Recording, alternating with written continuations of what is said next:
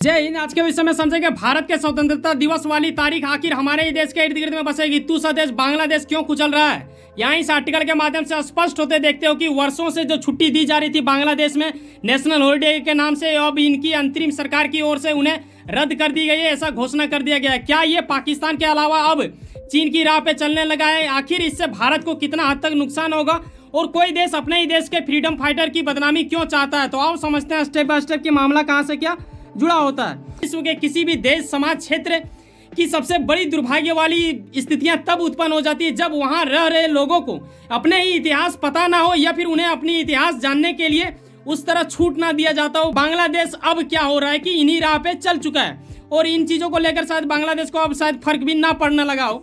और ये खास बात इसलिए भी होता है, दरअसल भारत जिस दिन स्वतंत्रता दिवस मनाता है उसी दिन दुर्भाग्य से हमारे पड़ोसी बांग्लादेश में राष्ट्रीय शोक दिवस मनाया जाता है, जो कि वर्षों से मनाया जा रहा था वो लोग, लेकिन अब रोका गया। आखिर क्यों रोका गया, इस चीज को गहराई पूर्वक समझने के लिए हमें कहीं ना कहीं 1971 वाली मामला कुछ समझना होगा। दरअसल ये मुद्दा जुड़ जाता है वहियादों से भरा इस्लामिक धर्म मानने वाला एक छोटा सा देश पाकिस्तान से। शेख हसीना के पिता शेख मुजीबुर रहमान की अपने क्रांति के लिए ये लोग लड़ रहे थे, ऐसा कोई स्थिति उत्पन्न किया गया, फिर भारत ने उन्हें सहयोग दिया और फिर ये लोग जीतते हैं। उसके बाद क्या होता है कि इन्हें काफ़ी ज़्यादा वहाँ पे एक महान व्यक्ति के जैसा मानने जाने लगा, ठीक है। उसके बाद क्या हो रहा है कि अब इन दिनों इनकी अस्तित्व भी खतरे में आ चुकी है, हालांकि ये अब है नहीं, लेकिन ऐसा क्या हुआ था कि जैसे हम सभी को पता है कि 1971 में बांग्लादेश बन के तैयार हुआ। शेख मुजीबुर रहमान जो कि वहाँ के फ्रीडम फाइटर भी माने जाते हैं। दरअसल शेख मुजीबुर रहमान ने जिस घर से 26 मार्च 1971 को बांग्लादेश की आज़ादी की घोषणा की और उन दिनों वहां के लोगों में काफ़ी ज़्यादा उत्साहितपन महसूस देखने को मिला था,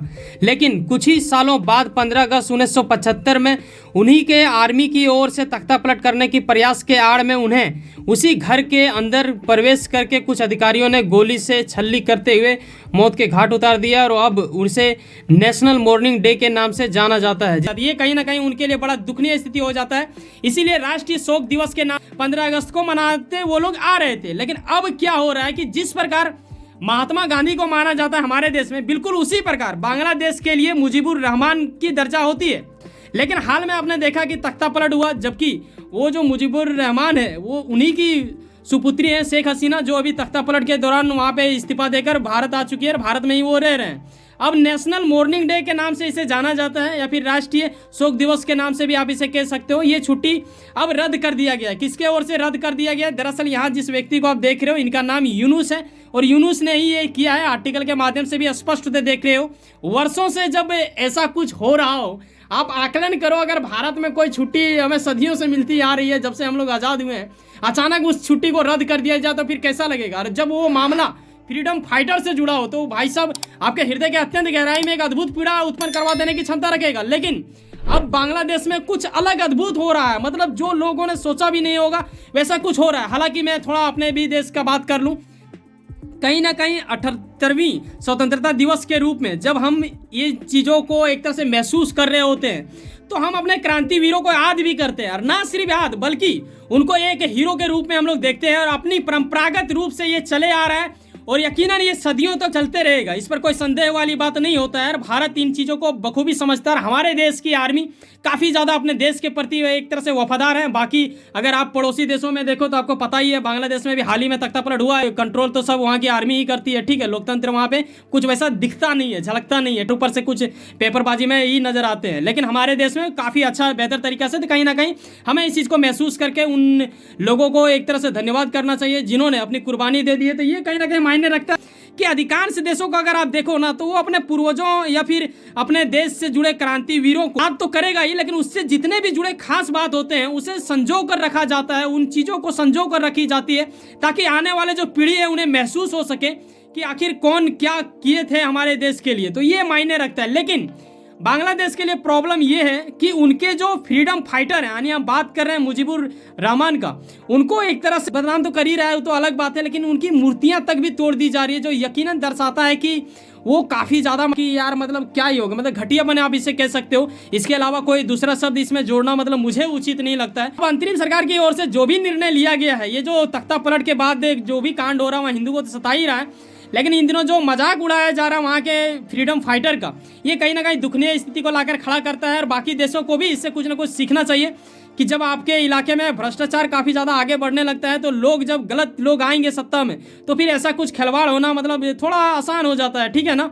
बल्कि इतिहास को भी कुचलने की इन्होंने तैयारी कर दी है। जब भी विश्व के किसी भी क्षेत्र में इतिहास को जब भी कुचला जाएगा तो कहीं ना कहीं आने वाले समय में वहाँ मतलब बर्बादी ही होगा, जहाँ तक माना जाता है। और बांग्लादेश से पाकिस्तान का जैसा बनता आ रहा है, इस पर कोई संदेह वाली बात नहीं है। पाकिस्तान को भी मज़ा आ रहा होगा कि भाई साहब देखो, वो हमारे इससे बिछड़ गए थे 1971 में, लेकिन अब वो हमारे ही चाल में चलने लगे हैं।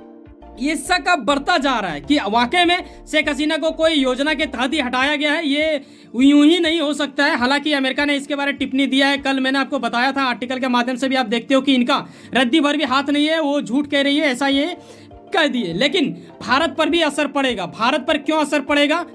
क्योंकि जिस प्रकार वहाँ पे हो रहा है, देखो वहाँ के जो व्यक्ति ने देश को बना के दिया यार, जिसने आज़ादी दिलाया, जब वो लोग उसको नहीं मान रहे हैं तो भारत ने तो उसका सहयोग किया था। क्या लगता है आपको कि वो भारत का सहयोग करेंगे या फिर भारत का सहयोग जो उन्हें मिला था उस चीज़ को वो याद रखेंगे? जब वो अपने ही फ्रीडम फाइटर को कुचलने की तैयारी कर लिए, अपने यहाँ के इतिहास को कुचल रहा है, आने वाली पीढ़ियाँ वो जान ही नहीं पाएंगी कि भारत ने कभी 1971 में उन्हें सहयोग दिया था। तो कहाँ से होगा भारत के साथ? यकीनन मैं जहाँ तक समझ पा रहा हूँ कि मतलब विवाद तो होकर ही रहेगा।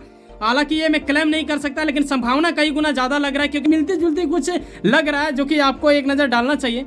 चीन अक्सर क्या करता है, उन इलाकों का नाम बदलने में ये महारत हासिल किए हैं जो इलाके में इनकी पकड़ नहीं है। आपने देखा होगा ना कि अरुणाचल प्रदेश का इन्होंने नाम बदल दिया था, कुछ कुछ तिब्बत का भी नाम ये लोग कुछ कुछ बदल देते हैं, ताकि आने वाले कुछ सालों के बाद देखा जाएगा तो ये दिखाएंगे चाइना चिल्ला चिल्ला के कि देखिए जी, यहाँ का ना नाम मेरे नाम से मिल रहा है। देखो हमारे यहाँ पे ऐसा होता है। आप देखो जैसे कि हम लोग इंडिया है तो कोई शंकर नाम का व्यक्ति तो चाइना में नहीं होगा, क्योंकि चाइना में अगर कोई होगा तो यू आंग ऐसा कुछ रहता है, या फिर शी जिनपिंग इत्यादि का नाम जैसा रहेगा।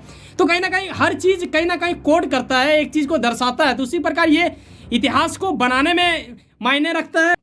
और बांग्लादेश अब क्या कर रहा है, इसका थोड़ा सा उल्टा कर रहा है, लेकिन अगर इनडायरेक्टली देखो तो एक ही चीज़ यही भी करना चाह रहा है, ये इतिहास को कुचल दे रहा है, ताकि आने वाले दिनों में ये कह सके कि बेटा ऐसा तो कुछ हुआ ही नहीं था। आने वाली पीढ़ियां मान भी जाएगी, इस पर कोई संदेह वाली बात क्या है। आज जो पाकिस्तान की ये वो जो हालात है वो क्यों है? क्योंकि वहाँ का इतिहास ही गड़बड़ है भाई, वो तो सही चीज़ दिखाया ही नहीं गया। अगर आप किसी देश के बारे, दूसरे देश के बारे पढ़ते हो तो अपने इतिहास में पढ़ते हो, और उस इतिहास को ही अगर आपको ना बताया जाए तो फिर आप क्या ही जानोगे उसके बारे। अगर आप पाकिस्तान जाते हो तो यकीनन मैं जहाँ तक आकलन लगा पा रहा हूँ, भारत के खिलाफ उन्होंने बुरा ही लिख के दिखाया होगा। खास बात यह हो जाता है स्वतंत्रता दिवस के बारे, जब हम लोग खुशी मनाते हैं या फिर गम मनाते हैं, क्योंकि देखो खुशी तो इस बात का होता है कि हमारे पूर्वजों ने कुर्बानी दी तो हमें आज ये आज़ादी प्राप्त हुआ है, लेकिन कहीं ना कहीं गम भी होता है, क्योंकि यकीनन काफ़ी ज़्यादा पीड़ा उन लोगों ने झेला होगा। लेकिन अब जो समझने वाली बात है वो ये है, एक तरह से अपील है मेरा कि भाई साहब क्या वाकई में हम कह सकते हैं कि हमारा देश में भ्रष्टाचार रद्दीवर नहीं होता है? तो इस पर कहीं ना कहीं हमें सोचने की बात है। ये ऐसे सुनहरा मौका में अगर इन चीज़ों की प्रतिज्ञा आप नहीं लेते हो तो यकीनन देश को डुबो देने वाली बात होगा। तो कहीं ना कहीं प्रयास कीजिए भ्रष्टाचार के खिलाफ आवाज़ उठाने का, उन चीज़ों को रोकने के लिए। ये आपका भी कर्तव्य होता है, क्योंकि अगर आपसे कोई प्रश्न कर देता है कि आपने आज तक देश के लिए क्या किया, तो आपके पास कोई ना कोई प्रश्न का जवाब होना चाहिए। तो ये मायने वाली बात रखता है। वैसे सुनो ना, कहीं ना कहीं कुछ काम करते हैं, यकीनन अपने काम के प्रति काफ़ी ज़्यादा उम्मीद रखता हूँ, यकीनन आपका मेहनत आपका मंजिल बनकर मिले। वैसे सुनो ना, सब्सक्राइब कर लो वर्ल्ड अफेयर्स पॉलिटिक्स और जुड़े रहो मुझसे। चलो मिलते हैं किसी नेक्स्ट वीडियो में। बाय, जय हिंद, जय भारत।